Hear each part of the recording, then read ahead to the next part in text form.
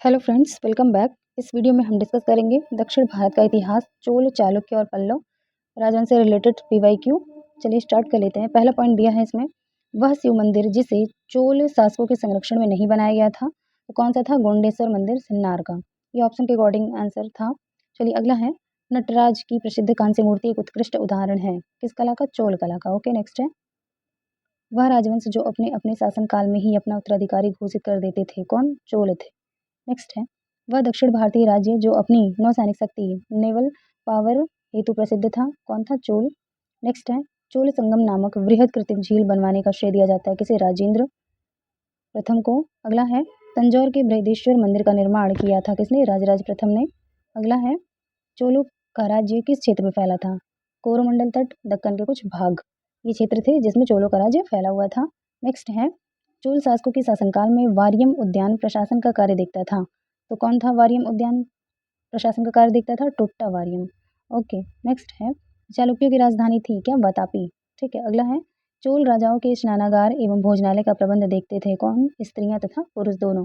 अगला है, चोल शासक का नाम बताइए जिसने श्रीलंका के उत्तरी भाग पर विजय प्राप्त की, कौन था? राजराज प्रथम था। वह चोल राजा जिसने श्रीलंका को पूर्ण स्वतंत्रता दी और सिंघल राजकुमार के साथ अपनी पुत्री का विवाह कर दिया था, तो कौन था? कुलोतुंग फर्स्ट था। अगला है, 72 व्यापारी चीन में किसके कार्यकाल में भेजे गए थे? कुलोतुंग फर्स्ट के काल में। नेक्स्ट है, दक्षिणी भारत का प्रसिद्ध तक्कोलम का युद्ध, तक्कोलम का युद्ध हुआ था किसके मध्य? चोल राष्ट्रकूटों के मध्य हुआ था। अगला है, चीनी यात्री जिसने चालुक्यों के शासनकाल में चीन एवं भारत के संबंधों का विवरण दिया है, कौन था? ह्वेनसांग था। नेक्स्ट है, किस वंश द्वारा प्रायः महिलाओं को प्रशासन में उच्च पद प्रदान किए जाते थे? चालुक्य वंश के द्वारा। अगला है, मत्स्य विलास प्रहसन के लेखक थे कौन? महेंद्र वर्मन थे। अगला है, तीसरी शताब्दी में वारंगल प्रसिद्ध था किसके लिए? लौह के यंत्रों उपकरणों हेतु। संस्कृत के कवि और नाटककार कालिदास का उल्लेख हुआ है पुलकेशिन द्वितीय के एहोल अभिलेख में। ओके, अगला है, एक चालुक्य अभिलेख के तिथि अंकन में शक संवत का वर्ष 556 दिया हुआ है, इसका तुल्य वर्ष है क्या है? 634 ईस्वी। प्रसिद्ध संस्कृत लेखक दंडिन अलंकृत करते थे किसके? पल्लव की सभा को। ओके, अगला है, पल्लव राजा जिसकी उपाधि राज सिंह थी, कौन था? नरसिंह वर्मन द्वितीय। अगला है, तंजौर का बृहदेश्वर मंदिर बना था राजा राज के शासनकाल में। अगला है, डैश होयसल साम्राज्य की राजधानी थी क्या? द्वार समुद्र थी। नेक्स्ट है, राजा सिंह विष्णु डैश वंश के शासक थे, कौन से वंश के? पहलव वंश के शासक थे राजा सिंह विष्णु। नेक्स्ट है, पुलकेशिन प्रथम और पुलकेशिन द्वितीय नामक शासक डैश से संबंधित थे किससे? चालुक्य वंश से। नेक्स्ट है, पुलकेशिन द्वितीय डैश राजवंश का सर्वाधिक प्रख्यात शासक था, कौन? चालुक्य वंश का। अगला है, डैश 7वीं और 8वीं सदी में बहुत शक्तिशाली हो गए और कांचीपुरम उनकी राजधानी थी, तो कौन? पहलो। पहलो जो है ये 7वीं और 8वीं सदी में बहुत शक्तिशाली हो गए और कांचीपुरम उनकी राजधानी थी। अगला है, पल्लव वंश के डैश राजा संस्कृत नाटक भी लिखा करते थे, कौन थे? महेंद्र वर्मन पल्लव वंश के शासक थे जो संस्कृत नाटक भी लिखा करते थे। अगला है, चोल राजवंश के अंतिम शासक कौन थे? राजेंद्र चोल थर्ड। अगला, डैश चोल राजा ने मालदीव के द्वीपों पर दरियाई विजय पाई थी, तो कौन था? राज। ठीक है, या राजा राज। नेक्स्ट है, डैश भारतीय राजा ने पूर्व एशिया के कुछ हिस्सों को जीतने के लिए नौसैनिक शक्ति का इस्तेमाल किया था, तो कौन था? राजेंद्र चोल। बृहदेश्वर मंदिर जो भगवान शिव को वर्ष 1014 में समर्पित किया गया था, स्थित है कहाँ? तंजावुर में। यानी कि बृहदेश्वर मंदिर कहाँ है? तंजावुर में। और किसको समर्पित है? भगवान शिव को समर्पित है। नेक्स्ट है, चोल वंश का शासक जिसने शिव पादशेखर की उपाधि धारण की थी, कौन था? राजराज प्रथम था। प्रारंभ में डैश कर्नाटक के चालुक्यों के अधीनस्थ थे, कौन? राष्ट्रकूट। यानी कि प्रारंभ में राष्ट्रकूट जो है कर्नाटक के चालुक्यों के अधीन थे। नेक्स्ट है, चोल राजा राजराज प्रथम गद्दी पर बैठे थे कब? 985 ईसा पूर्व में। अगला है, 8वीं शताब्दी के मध्य एक राष्ट्रकूट प्रमुख दंती दुर्ग ने अपने चालुक्य अधिपति का तख्ता पलट करके एक अनुष्ठान करवाए जिसे शाब्दिक रूप में क्या कहा जाता है? हिरण्य गर्भ कहा जाता है।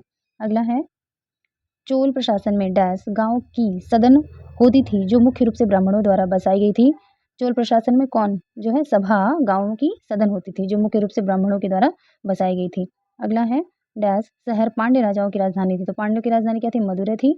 नेक्स्ट है, सभा और उर्द दो प्रकार की ग्राम सभाओं का उल्लेख डैश राजवंश में है, इसमें है चोल राजवंश में है सभा और उर्द दो प्रकार की ग्राम सभाओं का उल्लेख। अगला है, एहोल डैश की राजधानी थी, एहोल किसकी राजधानी थी? चालुक्यों की।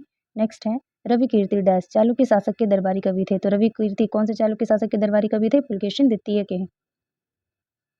डैश वंश के शासक ने चीन के साथ अपने व्यापार को मुक्त करने के लिए मलाया पर आक्रमण किया था। तो कौन किया था आक्रमण? मलाया चोलों ने। नेक्स्ट है चोल साम्राज्य या राजवंश की स्थापना ने की थी। तो चोल राजवंश की स्थापना किसने? विजयालय ने की थी। अगला है विक्रमादित्य सिक्स्थ जो है, ठीक है, विक्रमादित्य सिक्स्थ जिनके दरबारी कवि विल्हण ने उनकी जीवनी लिखी थी, राजवंश के शासक थे। तो विक्रमादित्य सिक्स्थ जो थे वो किसके दरबारी कवि थे? चालुक्यों के दरबारी कवि कौन थे? विल्हण। ठीक है, नेक्स्ट है चालुक्य राजवंश ने वातापी में शासन किया जो आधुनिक समय में डैश भारतीय राज्य में है। कहाँ? वातापी जो है वो कर्नाटक में है। नेक्स्ट है 12वीं शताब्दी में कर्नाटक में एक नवीन आंदोलन का उद्भव हुआ जिसका नेतृत्व वासवन्ना 1106 से 68 नामक एक ब्राह्मण ने किया जो प्रारंभ में जैन मत को मानने वाले थे और राजा के दरबार में मंत्री थे। कौन से राजा के दरबार में? चालुक्यों के। ठीक है, अगला है रानी रुद्रमा देवी डैश राजवंश की प्रसिद्ध शासक थी। कौन? काकतीय राजवंश की शासिका थी। ठीक है, रानी रुद्रमा देवी। अगला है बादामी डैश वंश की सबसे पुरानी राजधानी थी। चालुक्य राजवंश की सबसे पुरानी राजधानी क्या थी? बादामी। नेक्स्ट है श्रीलंका पर विजय प्राप्त करने वाला चोल वंश का सबसे पहला राजा कौन था? राजेंद्र प्रथम था। नेक्स्ट है कोलथुनाडु, वल्लुवनाडु और थेक्कुमकूर। कोलथुनाडु, वल्लुवनाडु और थेक्कुमकूर भारत के डैश राज्य में प्राचीन काल के अल्पकालिक राज्य थे। कौन? केरल में थे ये।